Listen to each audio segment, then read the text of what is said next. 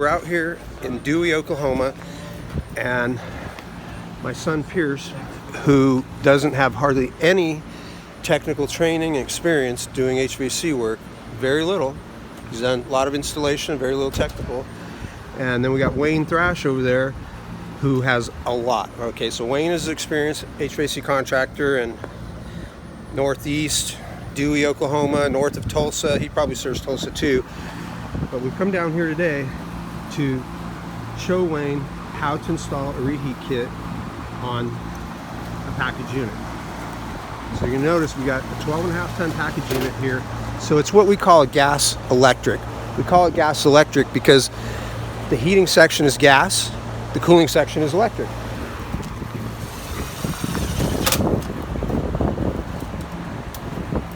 So right now these guys are adding the relays. And you've seen us show you those relays. And then we're going to also add a limit.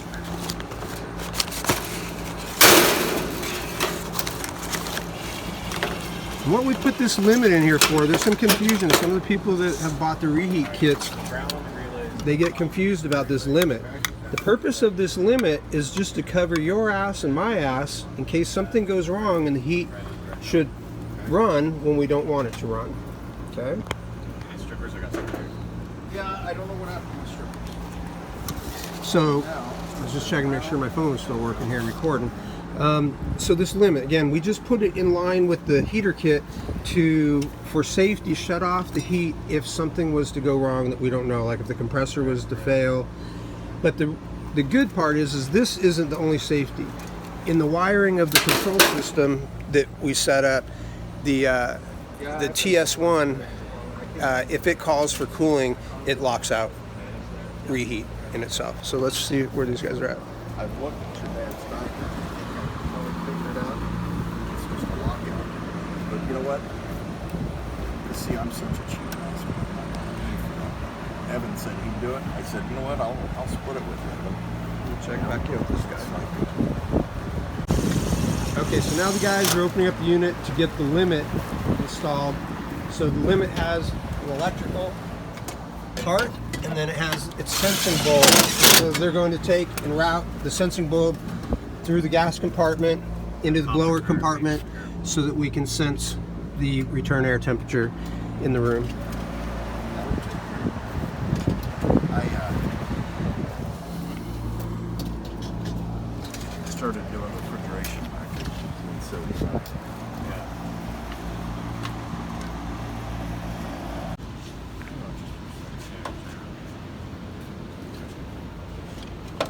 Alright, so go ahead and mount that back up on there.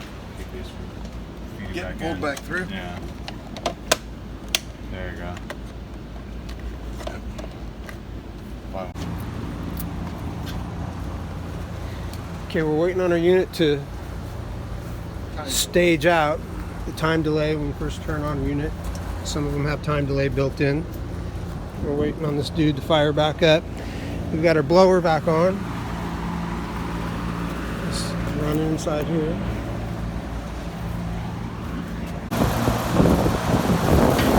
Alright, back on, running on cool.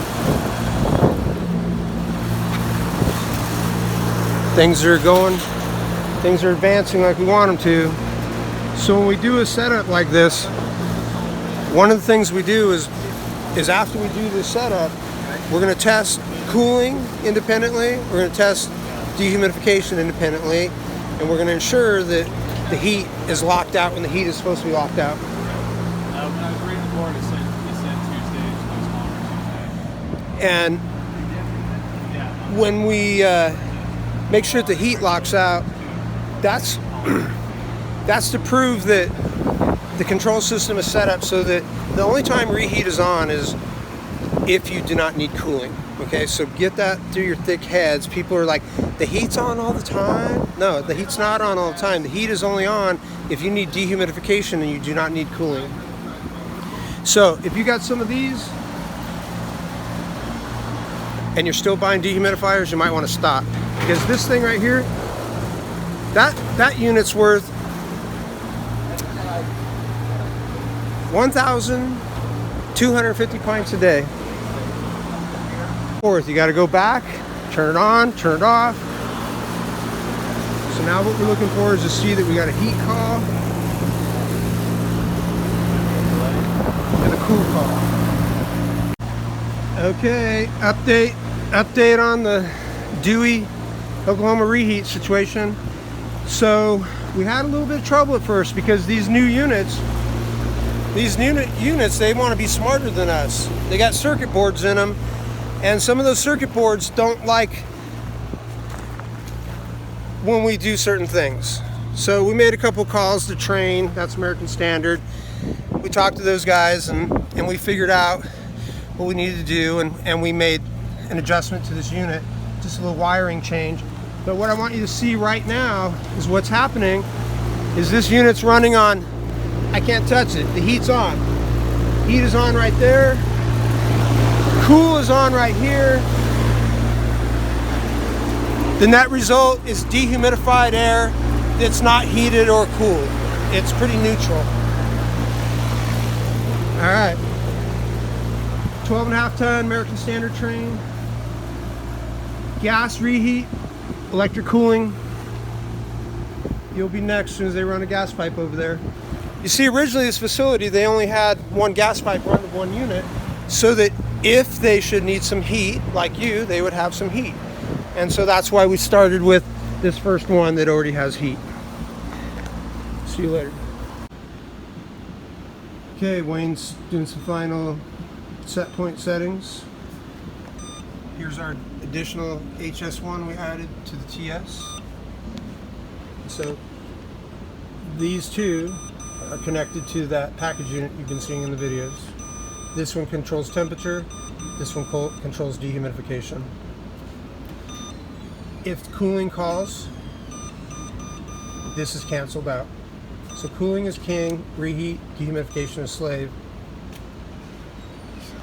Okay, we're turned around, headed back to Oklahoma City. We got done up in Dewey, Oklahoma.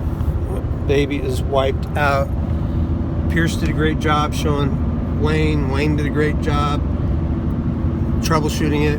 We had a little bit of trouble with that unit because it was new to me and it was new to Wayne in doing this, but that's what, you know, that's why we've been around a long time doing this, is we worked through it. You know, it took us a minute, a couple phone calls, a couple wiring changes, and a couple of tries, and then oh yeah, we switched it wrong and things like that. You know, so that stuff happens, and that's the process of figuring out how to make this work. You know, and that's why we went up there today and met Wayne, and Wayne's going to continue at this facility doing their facilities. He's going to be doing other facilities in Dewey and Tulsa.